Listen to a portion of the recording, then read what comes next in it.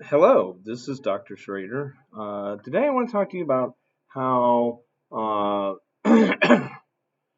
especially with working with existing structures, sometimes similar conditions are not quite as similar as what you expect them to be.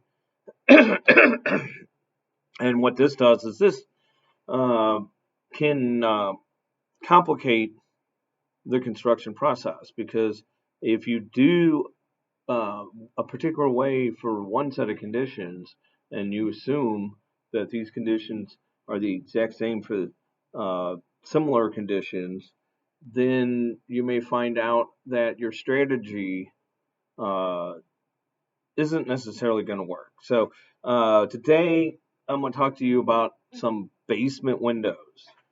So let me walk over here. Okay, so you can see behind me, uh, I'm in a basement, and this particular window opening is covered up with plywood. So in this particular basement, there were three window openings that have been covered up with plywood in a very similar manner. So the decision was to take the other two and put in windows. The reason why this particular one behind me cannot be replaced is that in further investigation, there's concrete on the outside of the foundation wall behind this window uh, where there's a porch. So you can't really take the window out because uh, there's nothing there basically. It's been concreted in. So basically, if you took the window out, you're just looking at a crawl space, is what you're looking at. So it's possible to do that, but it's not going to really let in light very well because it is a crawl space. So at least for the interim, uh, this one is still going to remain uh, plywooded until such time that the outside can be modified to let the light back in. Because yeah, there's really two purposes why you want windows in a basement. Uh, the obvious one is light. You know, you want to have the ability for light to come in. You don't want it to be dark. Uh, and the second one is for ventilation. So ideally, you want a window that will provide ventilation into the basement, helps keep the mold down, or if you got any other odors that's happening or moisture, that ventilation will help that out. So your two big reasons are light and ventilation. People could say, well, you need it as a fire escape, but I can pretty easily bust out um, this plywood here. In fact, I can probably bust out the plywood easier than I can some types of windows. So um, the needing an emergency exit, you know, as long as this is not bricked up, as long as there's still a window portal back here, I still have an emergency exit. Now, in this case, my emergency exit would be uh, back into a crawl space that's surrounded by concrete, so it's not really going to get me anything. So, in this particular project, though, um, as I mentioned, the decision was made to replace uh, to restore two windows. So, let me show you what the original windows look like. So this is the original window here, and it's just three panes of glass in a wooden window frame that is sitting on another frame. Now you see here they just, if you can see that caulk there, they just caulked this dude shut. So this window doesn't even open in case of emergency. I have to break the glass out and climb through. But you can see here's the window frame, and then right below here, see below that caulk, Uh, that's this frame that the window pane sits in. So in this particular case, the decision was made to put in glass block windows. And the nice thing about glass block windows is they're very sturdy. Um, they let in the light, but there's enough of a texture that you can see shadows and you can see things, but you can't see them perfectly. So for crime issues, you don't have to worry about someone like peeking into your basement and being able to exactly see what you have. And that's important. So uh, there are instances where people will look through the window, especially in the basement, because it's easy to access those windows and look in through the basement window, and you can see what's going on down there. So let's say you got a basement that has been fixed up and there's like a bedroom down there. You don't want people peering in. So the nice thing about glass block is the way they're made, they disperse uh, the light, so you can see that there's something there, but you can't make it out perfectly. It's obscured enough uh, that helps with that. Two, and let me show you a glass block here. Okay, so here's a glass block. If I can get this down here. Okay, so there's a glass block window. Let me rotate my camera here. So here's a glass block window. Well, these things, if you look at them,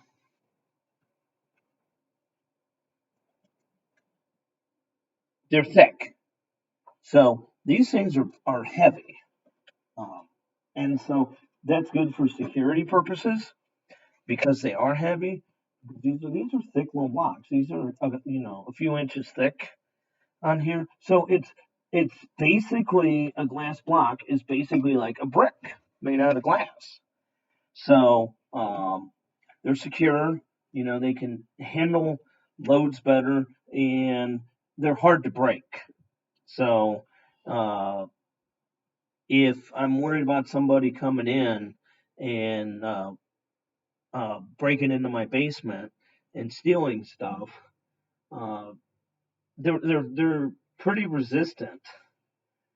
So here, the ones that are being installed in this job are glass blocks, but what they got here, look here, it's got this screen, this little portal here, and what this is, see that it's a screen. So you get your ventilation with here.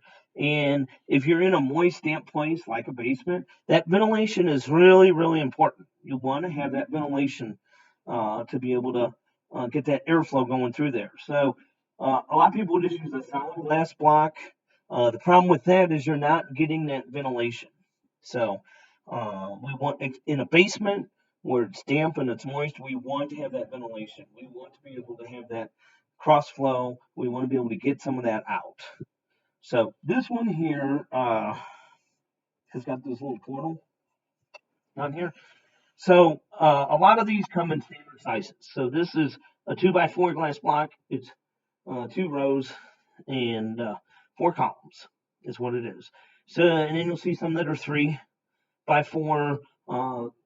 They come prefabricated in standard sizes. You can custom build glass blocks. They're a lot more time consuming, but that's also a way to do it.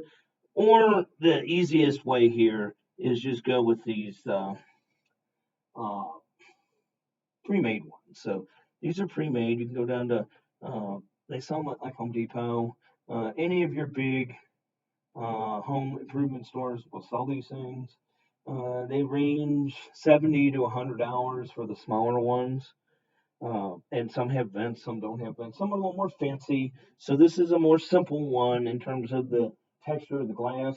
There's some that are colored and more fancy, and the price goes up. And what you can do with these too is you could actually um, you can color these yourself and make it like a stained glass, and you could do each panel in a different color. They have material out there that'll let you do that, that'll actually let you tint. So you can do your own tinting of these if you want and actually tint them different colors. So the neat thing about glass blocks is if you're creative and artistic, you can really do some really neat things with glass block window. So, and you can see here's one of the windows that we're working on in the background. So you can see my plywood here. Um, so let me go back and so the first one that was replaced, and I'll show you the finished product here. So here's my glass block window. And what you'll see around this window, all the way around, you see these are bricks. So when the demo work was done on this particular frame, the wood was just rotten. So both the inside frame and the exterior frame, the wood was just rotten. It just came apart. A lot of the stonework and the mortar work around this particular opening was in significant disrepair, so it was rotten too. So this window here was too small for the opening. And what I mean is there was a lot of room left. So what had to be done is a roll of bricks was put on the bottom, a row of bricks over here on the side, going up, a row of bricks on the top, and then this area in here is about 3/4 to an inch of mortar over on this side. So that's all mortared in there. So this particular one, we we had to add bricks, we had to add some mortar to get this window in here because again the existing frame, once you started doing your demo work, was just too rotten. It was not usable, and that becomes an issue. So when you're dealing with existing structures, this becomes part of an issue of you don't know the quality of what you're working with until you start the demo work. Until you start getting into things, you don't know, is it salvageable or not? And ideally, you want to salvage material when you can. You know, you don't want to have to replace things if you don't need to replace them. You want to salvage them. So ideally, if we could salvage this, we do. You know, you want to keep as much intact as you possibly can. But in some cases, you just can't. There's just nothing left to salvage. And this was one of those cases. So it just wasn't salvageable. And actually had to add these bricks in here, a whole layer of bricks around the glass blocks to get the window in. So it made a significant difference in this room, which had no natural light, and now it has natural light, and it has air. So it has that little air vent in it.